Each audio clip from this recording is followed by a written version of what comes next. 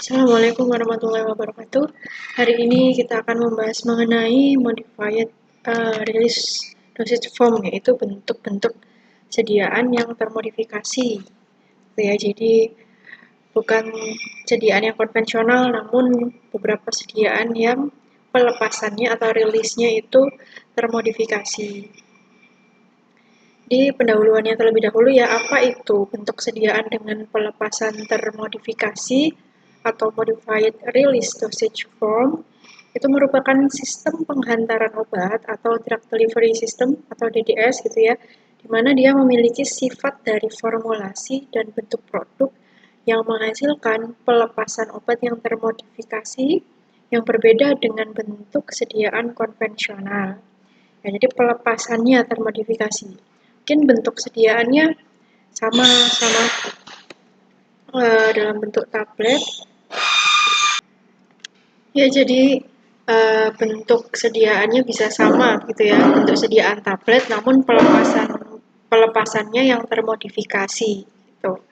Nah, modifikasinya seperti apa? Nanti kita akan bahas gitu ya, satu persatu. Nah, modified release ini atau dosage form yang termodifikasi, bentuk sediaan yang termodifikasi ini juga bisa disebut atau dikenal dengan prolonged action tablet atau control release tablet. Ya, jadi macam-macam istilah yang digunakan oleh orang-orang, namun intinya sama-sama bentuk sediaan yang termodifikasi. Tuh. Nah, bentuk sediaan yang termodifikasi, pelepasannya itu ada 3 jenis. Yang pertama ada delay action tablet atau disingkat dengan DAT. Nah, ini delay itu artinya dia ditunda. Ya, jadi action atau aksi yang tertunda ya, tablet yang aksinya itu tertunda. Jadi pelepasan dosis kedua dan seterusnya itu ditunda sampai kondisi fisiologis yang memungkinkan. Gitu.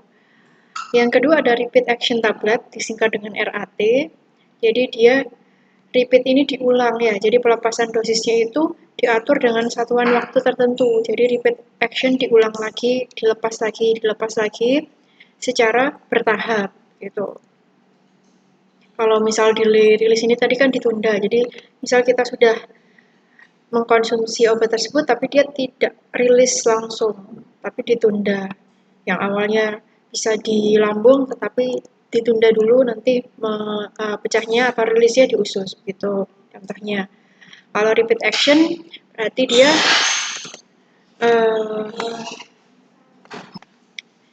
untuk yang repeat action tablet itu pelepasannya diulang-ulang gitu ya. Jika sudah dirilis, kemudian beberapa waktu kemudian nanti dirilis lagi gitu.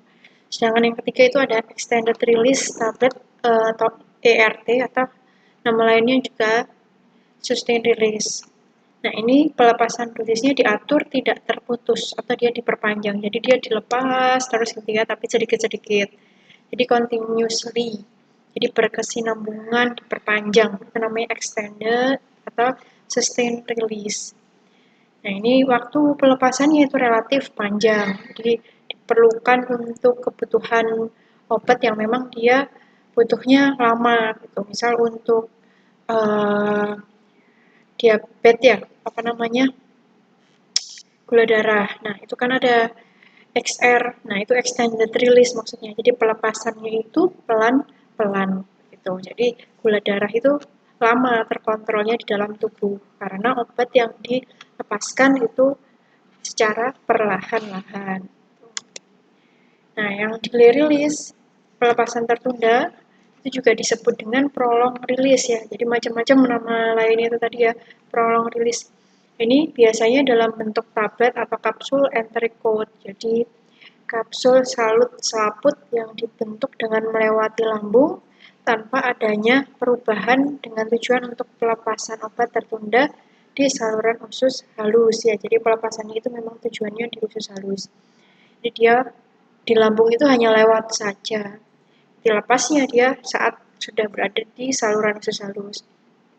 Nah, untuk enteric coat itu dia disalut dengan bahan khusus untuk enteric ya.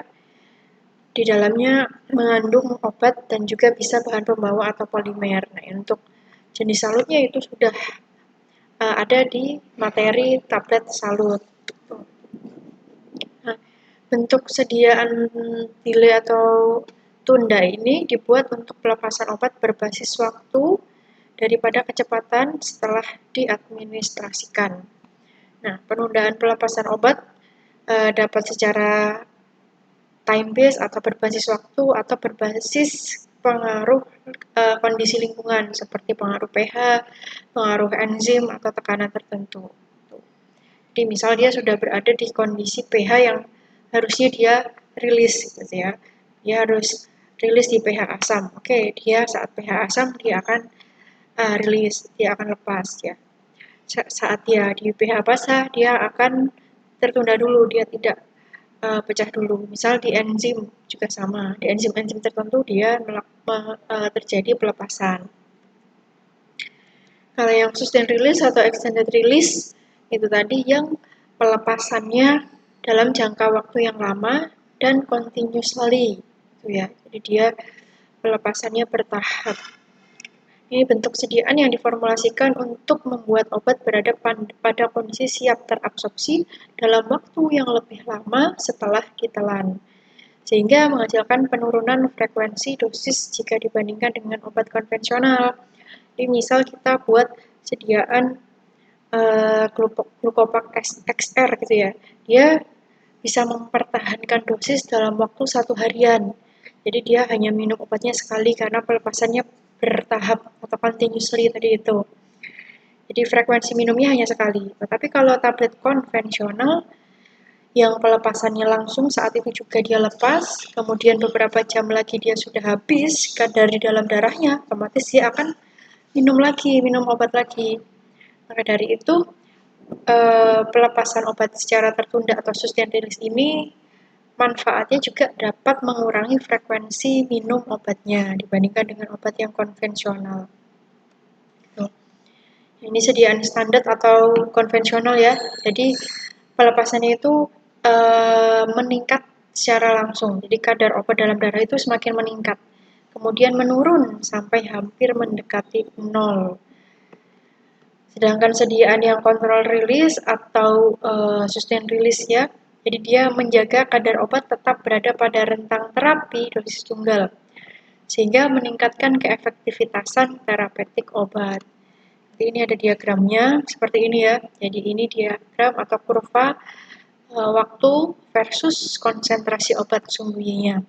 Ini ada 3 jenis obat yang dibandingkan di sini. Yang warna merah, yang titiknya merah, ini dia usual single dose, jadi dia standar dosis obat yang standar ya, yang konvensional, yang warna merah.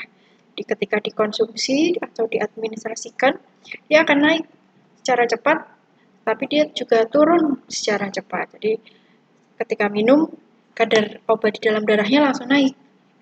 Ya, dia mencapai rentang terapi. Ini ada 2 garis, ini namanya rentang terapi. Rentang terapi minimum dan juga maksimum.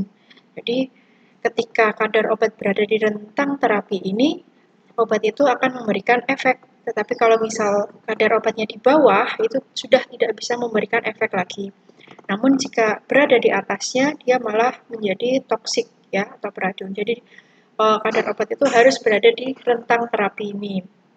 Nah, yang usual, yang konvensional dia naik ya langsung dia turun. Ketika sudah mencapai rentang yang diinginkan dia langsung turun gitu ya. Sedangkan yang hijau, yang sustain release, yang dia tadi pelepasannya continuously gitu ya, dia naik cepat, kemudian dia akan berada di rentang terapi dalam waktu yang lama seperti ini. Dia pelepasannya bertahap seperti Glucopak XR ya, atau ada vitamin C gitu ya yang pelepasannya juga bertahap seperti ini, Vitalong C contohnya. Nah, ini dia berada dalam rentang terapi dalam jangka waktu yang lama. Ini sustain release ya, sustain release. Sedangkan prolong release dia pelepasannya tertunda, dia prolong release atau delay release tadi itu ya.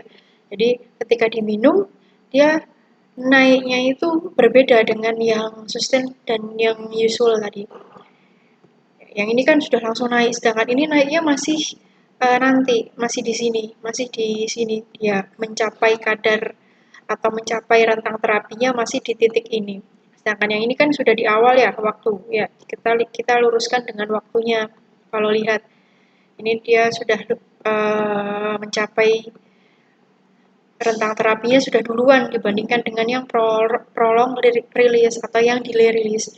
Ya, jadi delay release itu ditunda dulu setelah sudah mencapai tempat yang diinginkan, baru dia lepas, kemudian dia turun. Seperti itu gambarannya ya. Nah, sustained release atau extended release ini bisa didapatkan dengan modifikasi sistem biologis.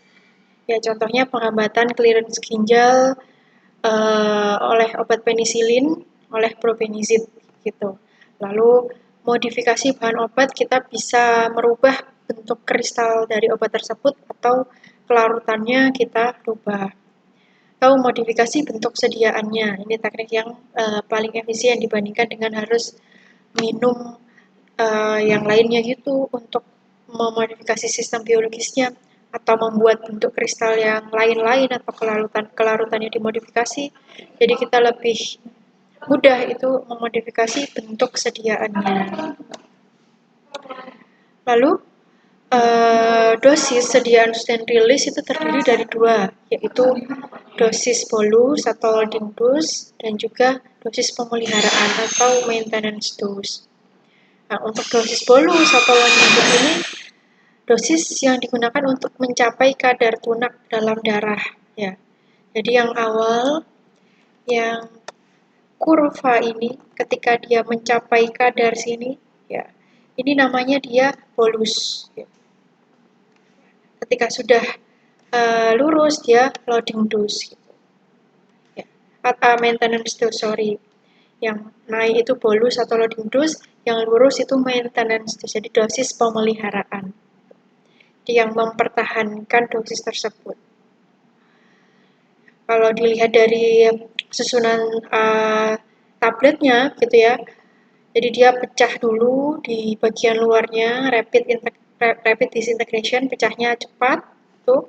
Kemudian mencapai loading dose-nya dia pecah dulu, gitu ya, mencapai kadar tunak itu kadar yang tetap tadi tuh ya, yang lurus ini namanya kadar tunak atau disebut juga dengan steady state. Nah, di sini dia steady, jadi terus bertahan begini namanya steady state atau kadar tunak. Tuh. Ya, jadi mencapai kadar tunak tadi itu bolus atau loading ya, jadi dia pecah loading dose-nya, kemudian ini pembatasnya disintegrasinya itu lambat pada saat pemeliharaan. Pada saat mencapai dosis pemeliharaan atau maintenance dose ini disintegrasinya secara perlahan gitu. Ya. Ini sama ya. Jadi gambaran grafik sustained release atau extended release tadi itu seperti ini. Jadi dia naik kemudian kadarnya bertahan dalam jangka waktu yang lama pada rentang terapeutik yang diinginkan. Gitu. Ini toksik, ini inefektif. Jadi di bawah ini sudah inefektif ya, tidak efektif lagi. Nah, kelebihan sustained release itu tadi sudah saya bahas bahwa frekuensi pemberian obat itu dapat dikurangi. Frekuensi itu banyaknya minum obat gitu ya, itu bisa dikurangi. Lalu mengurangi fluktuasi bioavailabilitas mengurangi fluktuasi bahan obat dalam darah. Jadi mengurangi naik atau turunnya kadar bahan obat dalam darah. Karena kan tadi steady. Ya, jadi dia steady state, jadi dia tidak akan naik turun secara drastis gitu. Lalu mengurangi efek samping. Kalau misal kita minum obatnya berkurang frekuensinya, otomatis efek samping pun juga akan berkurang. Lalu meningkatkan kenyamanan dan kepatuhan pasien berhubungan dengan frekuensi tadi itu juga. Dan jumlah total dari obat yang digunakan dapat dikurangi. Gitu. Minum obatnya tidak terlalu banyak. Tetapi kekurangannya karena dia memang teknologi yang berbeda dibandingkan dengan konvensional, otomatis biaya yang dibutuhkan juga akan lebih banyak, sehingga dia lebih mahal. Lalu variasi dosis setiap individu itu berbeda-beda, ya sehingga uh, mungkin cocok untuk yang satu individu, tetapi individu yang lain masih kurang gitu ya dosisnya karena variasi. Efek obat setelah digunakan sulit untuk ditelusuri karena jangka waktunya lama berada di dalam tubuh. Beberapa bahan obat tidak sesuai diformulasikan dengan metode ini. Contohnya apa? Contohnya misal kita sakit pusing gitu ya, pusing atau nyeri. Nah, nyeri itu biasanya kan harus disembuhkan saat itu juga dan langsung kita pinginnya sembuh saat itu juga ketika meminum obat itu. Jadi tidak butuh obat yang diformulasikan dalam bentuk sustain release. Jadi tidak cocok diformulasikan dalam bentuk sustain release. Jadi langsung kadar naik ya, setelah naik dan masuk ke rentang terapi langsung bisa turun kadarnya itu ya. Tidak perlu berada pada kondisi tunak yang harus stabil di darah tadi, itu tidak perlu. Kalau misal kita butuh minum obat analgesik seperti itu ya, itu tidak cocok. Oke, itu untuk modified release yang pertama tadi itu ya. Lalu ada lagi orally disintegrating tablets ya. Jadi di sini kita artikan dari istilahnya ini berarti tablet yang terdisintegrasi secara oral. Oral itu berarti di mulut gitu ya. Jadi dia pecahnya, disintegrasi itu kan pecah ya. Jadi pecahnya itu di mulut. Biasanya obat itu kan pecahnya kalau tidak di lambung, dia di usus gitu ya. Nah, di sini obat itu pecahnya di mulut. Tuh, atau terdisintegrasinya di mulut. Jadi contohnya ini ya, metoclopramid HCl, ya ini metazol ODT, biasanya disingkatnya ODT. Atau fast dissolving tablet itu. Fast dissolving tablet itu nama lainnya dari ODT itu juga. Nah, bentuk sediaan definisinya yaitu bentuk sediaan padat yang dapat terdisintegrasi dan terlarut baik di atas maupun di bawah lidah dalam rongga bukal tanpa adanya air dalam waktu 60 detik atau kurang. Di waktunya maksimum itu 60 detik ya, dia harus sudah terdisintegrasi atau pecah gitu. Nah, nama lainnya tadi selain fast dissolving tablet, ada oral dispersing tablet, mode dissolving tablet, quick dissolving tablet, fast melting tablet, dan lain sebagainya ini ya. Nah, karakteristik atau ciri-ciri dari ODT, tablet ODT ini yaitu porositasnya tinggi. Porositas itu berarti dia memiliki banyak rongga-rongga di tablet tersebut. Ya, rongga-rongga itulah yang akan memudahkan tablet mengalami disintegrasi dan kemudian larut.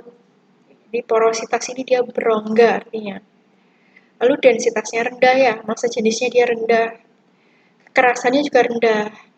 Kalau misal kekerasannya terlalu tinggi, dia pasti susah ya terdisintegrasi di dalam mulut. Syarat lain sedia ini tidak membutuhkan air untuk menelan ya, jadi cukup dimasukkan ke dalam mulut, kemudian dia akan larut, hancur dan larut dengan sendirinya tanpa menggunakan air.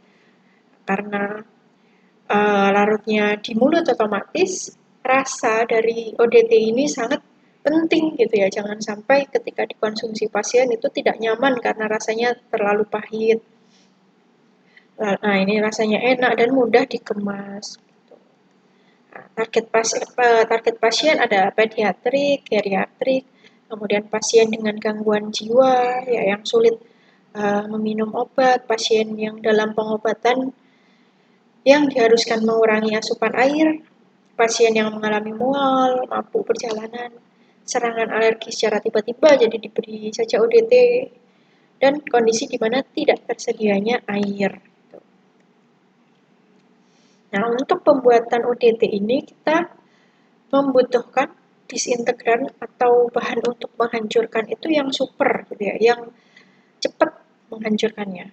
Sehingga disebutlah namanya super disintegran. Jadi disintegran yang super. Jadi dia efektif pada dosis atau kadar rendah super disintegran ini. untuk memecahkan tablet tersebut. Kalau disintegran biasa berarti dosisnya normal. Kalau misalnya super disintegran ini dosisnya itu dia rendah, tetapi dia bisa memecahkan atau mendisintegrasikan tablet itu dengan efektif. Lalu dia higroskopis ya, super disintegran ini harus higroskopis. Tidak digunakan untuk obat-obat yang sensitif terhadap kelembapan karena memang super disintegran ini higroskopis, jadi dia tidak cocok untuk obat-obat yang sensitif terhadap kelembapan. Nah, super disintegran ini dia bereaksinya dengan swelling atau dia mengembang. Jadi dia menyerap air. Kalau misalnya di mukosa berarti air di mukosa kita, mukosa mulut kita, gitu ya, air liur, kemudian airnya itu diserap dan disintegran itu, super disintegran itu mengembang, mengalami swelling. Nah, karena dia mengembang, swelling, dia akan memecah tablet itu dan mengalami disintegrasi, kemudian melarut. Gitu. Nah, metode pembuatannya macam-macam ya untuk ODT ini. Jadi tidak hanya granulasi kering, granulasi basah, cetak langsung, tetapi ada juga freeze drying, molding, spray drying, sublimasi, dan mass extrusion.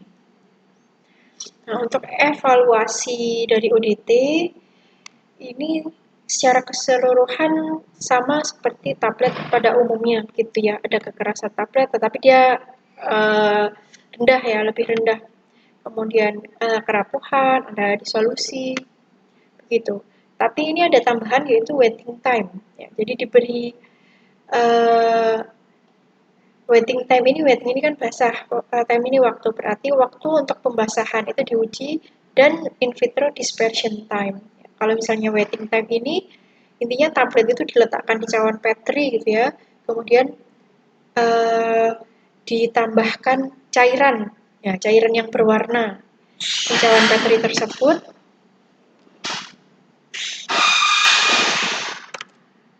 Lalu ada in vitro setelah ditambahkan cairan gitu ya. Nah, cairannya tadi itu berwarna, kemudian kita lihat waktu pembasahannya. Jadi karena cairannya itu berwarna, otomatis ketika tablet itu mengalami proses pembasahan, di situ kan akan kelihatan gitu ya, sampai tablet itu semua terbasahi. Begitu. Untuk in vitro dispersion time ini diukur menggunakan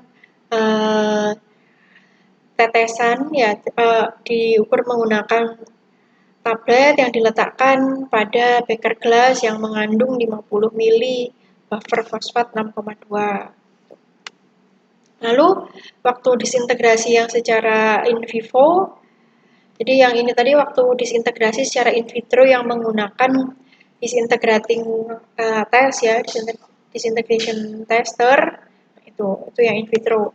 Kalau yang in vivo waktu disintegrasinya menggunakan sukarelawan. Jadi kalau in vivo itu berarti menggunakan makhluk hidup ya. Kalau in vitro itu dia di luar makhluk hidup.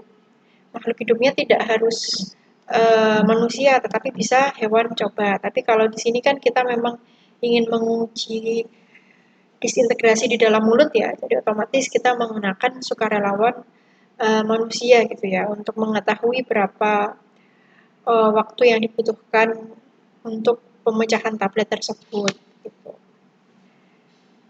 Dan waktunya itu tidak boleh lebih dari 60 detik. Kalau tablet biasa itu kan waktu disintegrasinya 15 menit lama ya. Kalau misal disintegrasi tablet untuk ODT itu hanya 60 detik atau 1 menit. Lalu selain ODT, ada lagi jenis-jenis tablet host yang lain yaitu tablet hisap atau lozenge. Nah, ini berbeda dengan tablet ODT ya, oral disintegrating tablet. Kalau misal tablet hisap itu memang penggunaannya dihisap, tidak dibiarkan saja kemudian dia melarut begitu. Oke, jadi dia penggunaannya dihisap ya, sedangkan untuk yang ODT tadi dibiarkan melarut, dibiarkan hancur dan melarut. Gitu. Jadi ini tablet yang melarut dan hancur perlahan dalam mulut, tapi memang harus dihisap. Dibuat dengan bahan dasar beraroma dan manis.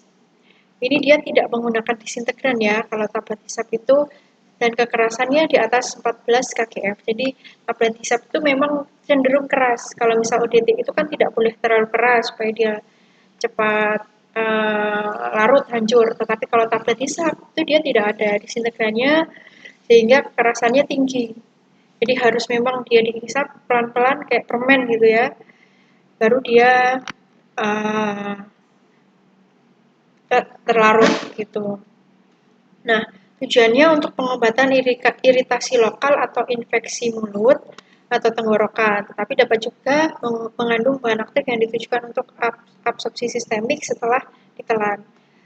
Jadi selain untuk mulut dan tenggorokan, fungsinya juga bisa ditujukan untuk absorpsi sistemik atau absorpsi ke pembuluh darah kita. Nah, nama lain dari tablet hisap ini adalah pastiles ya atau proses itu. Kalau misal pastiles itu tablet hisap yang dituang, sedangkan proses ini tablet hisap yang dikembang. Nah, contohnya proses ini yang terkenal ya, ada FG Torches ini, kemudian INK Sari Lozeng, kemudian ada Vitasimin seperti itu, ya itu tablet hisap gitu. Dan dia memang cenderung keras gitu ya dibandingkan dengan tablet yang lainnya. Lalu ada tablet sublingual dan juga tablet bukal. Ya. Kalian harus tahu juga jenis tablet ini. Tablet sublingual itu tablet yang disisipkan di bawah lidah agar zat aktif diserap langsung melalui mukosa mulut. Contohnya obat jantung. Ya. Jadi ini juga bagian dari ODT gitu ya, yang obatnya itu larut, hancur dan juga larut di daerah mulut. Ya. Entah itu di bawah lidah ataupun disisipkan di pipi atau bukal. Nah, bedanya kalau sublingual itu di bawah lidah, kalau bukal itu dia disisipkan di pipi. Di antara pipi dan gusi gitu ya, itu namanya bukal. Kalau sublingual berarti lingual berarti dia di bawah lidah. Tablet ini merupakan tablet oral yang direncanakan larut dalam kantung pipi atau bawah lidah untuk diabsorpsi melalui mukosa oral. Cara ini berguna untuk penyerapan obat yang dirusak oleh cairan lambung dan sedikit sekali absorpsi oleh saluran pencernaan. Jadi misal obat itu dia sensitif terhadap cairan lambung, gitu ya. Dia nggak bisa kalau misalnya berinteraksi atau kontak dengan cairan lambung. Otomatis kan dia larutnya salah satu caranya dengan melarutkan obat tersebut di mulut. Setelah dari mulut, nah di daerah mulut ini kan banyak sekali pembuluh darahnya. Nah dari dia obat itu langsung terserap oleh pembuluh darah itu dan langsung terdispersi atau tersebar secara sistemik gitu. Nah contohnya ini ada tablet nitroglycerin untuk yang sublingual ya yang di bawah lidah dan juga tablet progesteron untuk yang bukal gitu. Untuk yang disisipkan di pipi, di antara pipi dan gusi. Ya, jadi untuk mengingat-ingatnya ini tadi ya lingual atau lidah, berarti di bawah lidah, bukal itu berarti satunya yang di pipi, disisipkan di pipi. Lalu ada lagi tablet kunyah. Nah ini berarti ya jelas ya penggunaannya secara atau harus dikunyah. Tablet ini dimaksudkan untuk dikunyah, memberikan residu dengan rasa enak dalam rongga mulut, mudah ditelan dan tidak meninggalkan rasa pahit atau tidak enak. Jadi dibuat dengan cara dikempal. Umumnya menggunakan manitol, sorbitol, dan sukrosa sebagai pengisinya karena memang dia harus memberikan kenyamanan pada saat digunakan. Jadi pengisinya juga harus manis gitu ya rasanya. Lalu mengandung bahan pewarna dan juga bahan pengaroma supaya lebih menarik karena memang dia tablet kunyah, jadi dibuat menarik dan juga memiliki aroma. Oke, jadi bahan pewarna dan juga pengaroma itu tadi akan menambah penampilan dan juga rasa dari tablet kunyah atau chewable tablet gitu ya bahasa Inggrisnya. Nah, ini digunakan dalam formulasi tablet untuk anak-anak, lalu formulasi multivitamin, antasida untuk menetralkan asam lambung gitu ya. Jadi Asam lambung mampu kontak dengan HCl lambung dalam bentuk hasil kunyahnya lebih efektif bekerjanya jika dibanding dengan diminum atau langsung ditelan. Jadi lebih mudah tercerna. Kalau misalnya antasida kan obat yang memang khusus digunakan untuk lambung ya tujuannya. Nah, ketika kita sudah mengunyah atau menghancurkan obat tersebut, ketika dia sampai di lambung, dia akan tinggal proses penyerapannya saja. Jadi dia akan memudahkan kerja dari lambung. Lalu antibiotik tertentu, contohnya irisan B chewable gitu. Ya, oke, sampai sini saja untuk kuliah dari saya tentang modified release tablet dengan berbagai macam obat yang di luar tablet konvensional aja ya. Jadi tablet-tablet yang pembuatannya dimodifikasi gitu. Oke. Terima kasih, saya akhiri. Wassalamualaikum warahmatullahi wabarakatuh.